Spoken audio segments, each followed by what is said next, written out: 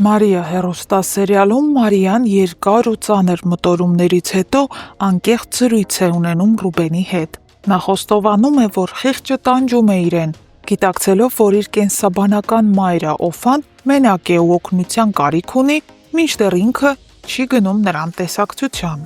Ռուբենը նրան ասում է, որ չի կարող ոչինչ ստիպել։ Ամեն ինչ պետք է գա Մարիայի սրտից։ Եթե նա դեռ պատրաստ չէ հանդիպել Օֆային, ուրեմն այդ պահին ճիշտը սպասելն է, բայց մի բան հաստատ է, Օֆան Մարիային սիրում է ամեն ինչից շատ և պատրաստ է միշտ բացել դռները նրա առաջ։ Նոնան պատահաբար լսում է այս խոսակցությունը դռան հետևում կանգնած։ Նա իրեն մեկ անգամ ևս ավելորդ է զգում Մարիայի ու Ռուբենի կյանքում։ Նույն Օֆան, ով մի ժամանակ քանդել է իր ընտանիքը, հիմա կարծես նորից վերադառնում է։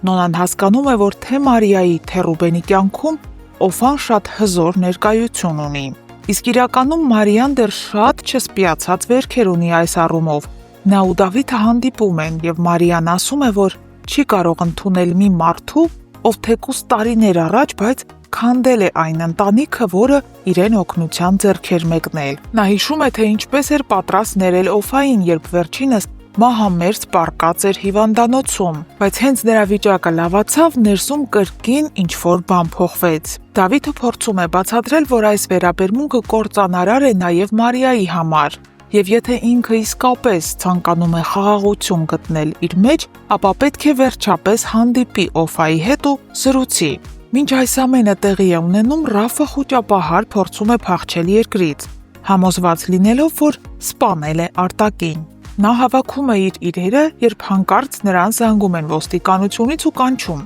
Ռաֆը վախեցած առաջինը զանգում է իր հորը Աշոտին։ Նա խոստովանում է ամեն ինչ, հուսալով, որ հայրը կօգնի։ Սակայն երբ Ռաֆը ներկայանում է ոստիկանություն, պարզվում է, որ իրեն բոլորովին այլ հարցով են կանչել։ Ռաֆը շշմած վերադառնում է այն վայր, որտեղ կարծես տեղի էր ունեցել Արտակի սպանությունը, բայց այնտեղ ոչ մի դիակ չկա։ Նա սկսում է հասկանալ, որ Արտակը ողջ է, հետո զանգում է Արտակին ու իմանում, որ Արտակն այժմ հիվանդանոցում է, ծայրահեղ ծանր վիճակում։ Ռաֆը շփոթված է, ցնցված, բայց միևնույն ժամանակ մտածում է, արդյոք իրեն ձեռնտու է, որ Արտակը ողջ մնա։ Նա գնում է հիվանդանոց և ներկայանում որպես անծանոթ, ավելի լավ ծանոթանալու Արտակի առողջական վիճակին։ Նրա համար այս պահին ամեն ինչ վտանգավոր է, անգամ մեկ խոսք կարող է վերջ դնել իր ազատությանը։ Այս ամենի պատճառով Աշոտը, ով անչափ անհանգստացած է որդու վիճակով, մեքենա վարելիս ինքնազգացողության կտրուկ վատացման պատճառով ենթարկվում է վթարի։ Ցավոք վթարը դառնում է ճակատագրական։ Աշոտը մահանում է, չհասցնելով օգնել ոչ որդուն, ոչ էլ փրկել նրան կործանումից։ Հարգելի հետևորդներ, ինչ եք կարծում, արդյոք Արտակը ողջ կմնա, թե կմահանա, կամ միգուցե Ռաֆը սպանի նրան, որպեսզի ընդմիշտ լռեցնի։ Գրեք մեկնաբանություն։ Սուր ինձ հարց են տվել, ընկեր ունես։ Ունեն ասելի հո անտեր չես։ Ընկեր ունեն։ Այսինքն եթե չունեմ, ուրեմն անտեր է։ Դե բա մարդի թե ընկերներով է հարուստ, թե ընկերներ չունես։ էլի։ Ինչ ասենք։ Որ կամարի Եվ ով է այդ ընկերը։ Այ, դա չբարձրաձայն ենք ամեն դեպքում։ Իսկ թվում է բոլորից համար բարձր։ Ոնց ես ինչ-որ բան ստեղյակ չեմ կամ տեղյակ։ Դու լավ ես։ Կարայինք չմնք հիմա օրինակ տանը լինեինք։ Ես կլինեի անկապիկ։ Ես սուրճ կխմեի տանը, սուրճ։ Ընկերները կարաման են մի խոսքը։ Ռեյսար։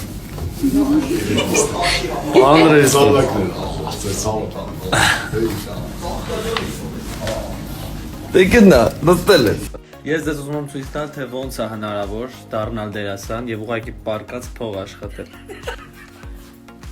Խնդրեմ։ Սովինան, ինչի՞ չես աշխատում։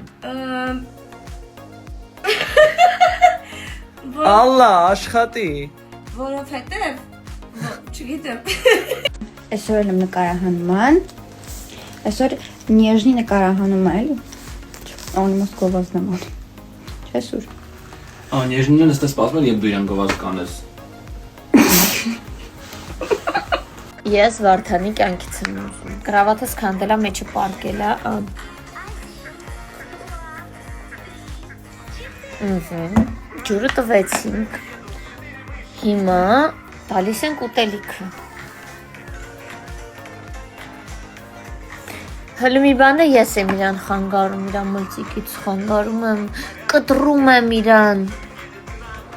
Ես էլ եմ ուզում սենց։ Время пройдет, и ты забудешь все, что было. С тобой у нас,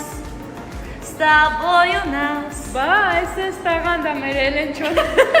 Սուրենը կռիվ անում, թե ուրա թամի, ես 2 րոպե շուտ հասել եմ։ Փար Կրիշնային։ Կրիշնային։ Ես պատրաստ եմ։ Մենք ֆիլտրով ենք ստորյանում, որ մեր տանջված դեմքերը չտենակ։ Երեխեք դուք գիտեք մենք ինչ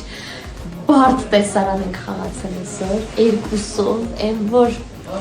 ուժ չունենք։ Հա, սպառվել ենք, բայց ասա որ ժամը 6:10 ես դեռ ուրա։ TV-ում եմ։ Դեռ նկարահանմանը մեզ բայլությամբ պետք է ասել նոր կրկնեմ առավոտին 9:30-ից էստեղ եմ, 3:00-ից եւ վաղ էստեղ եմ։ Я в плену, помогите։ Այսենց վաղեմի ընկերներով Գևորգին ուսանողական տարիների ընկերն է, իսկ Ռոմելան իմ լավ ընկերն է։ Եկել ենք պրիմերային։ Սպասեք առաջիկա լարված սերիաներին։ Երևի կհայտնվի։ Երևին որ նա հայտնվելու է, չէ՞ Գրիգ։ Այո։ Ես այսօր այնքան բան եմ հասցրել անեմ,